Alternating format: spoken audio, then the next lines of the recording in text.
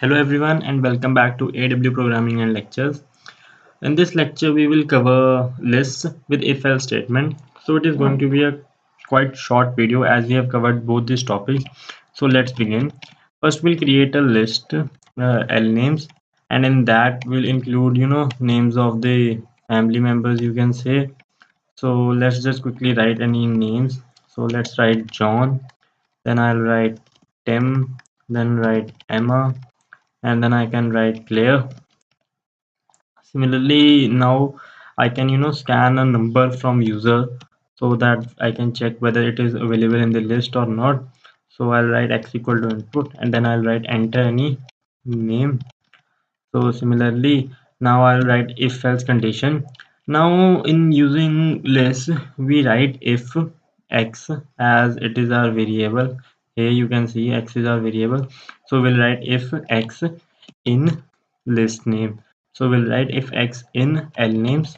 Then we'll write condition what we want to write. We can write part of the family member.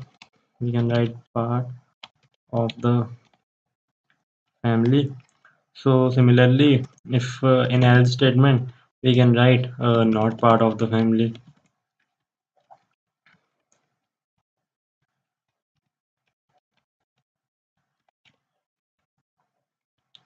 So once this is done, now let's run our program and check whether it gives us the desired output or not.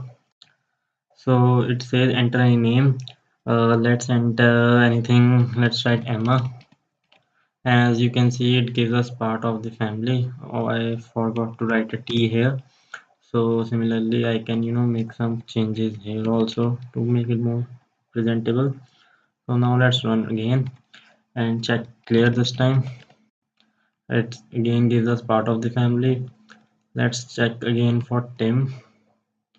You can see it again gives.